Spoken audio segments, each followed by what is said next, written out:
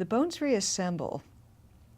The subtitle is Reconstituting Liturgical Speech, because every time I've tried to do something religious, I get into something that I think I like. You know, when I was going to church, it was the Episcopal Church. My mother used to listen to the cathedral in Detroit on the radio every Sunday morning. You know, she didn't do religion, but the music and the language were so compelling. And it was a good combination because I could listen to it but not have to believe any of it. So it wasn't so difficult to detach from the church afterward. But the language, you know, it's 16th century, very tight language. Back when people still knew how to use formal language without being florid. And, you know, it's a precursor of Shakespeare's language, just a lot of power to it. And so I get into the church, and they revise the prayer book because, oh, well, that's old language. Nobody uses thee and thou anymore. We got to be modern. And, you know, of course, they get people who can't really write. You know, they're trying to hang on to as much of the theology as they think they can still believe in, and there are all of these ulterior motives, and the language just goes to hell. That's not why I got out of the church, but it didn't hurt. And of course it had happened to the Catholics when I was an adolescent, and I lived in a largely Catholic neighborhood in Detroit. I had a lot of Catholic friends, and you know, suddenly they were having to switch over from Latin to English, and you know, the feeling was, oh my God, is that all it means? Because the translations were so terrible. So I start going to shul.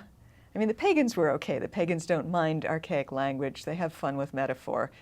But you know, they're kind of inventing their own, you know, they call them traditions, but they're 5 minutes old, and they're all compounded of, you know, stuff they read in the Golden Bough and all of these books that were written in the 20th century about what, you know, 20th century modern thinkers think that old pagans used to believe and do.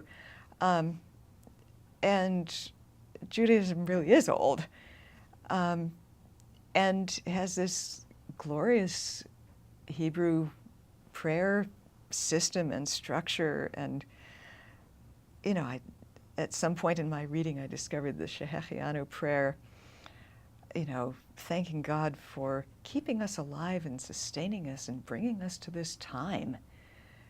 You know, I felt that in Fairbanks. You know, here's a group of people who know what matters, it seemed to me. But I start going to shul, and right away we get the Reconstructionist prayer book brought in, and they're throwing out, you know, chosenness, and they're throwing out the resurrection of the dead, even when it's, you know, useful to say Mechayeh Metim for a rhyme. You know, they have no ear. And so I tried to read what other people were saying about this, and many of them were more orthodox, you know, whether Christian or Jewish, than I was. And so they were partly objecting to the changes in theology. I was objecting to the changes in aesthetics, or you know, simply the absence of aesthetic judgment. And so I wanted to sort of detach that from the other argument and look at it for itself. And so I did a ton of research on the evolution of liturgical English starting in the 16th century,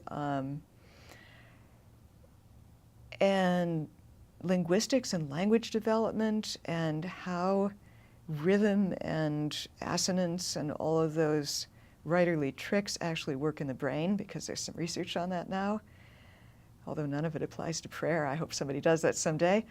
And then also I got interested in psychotherapy as a source of powerful language, and there's some very interesting work on that. And somebody even did a therapy group in a hospital for the criminally insane, you know, people who had committed crimes. And this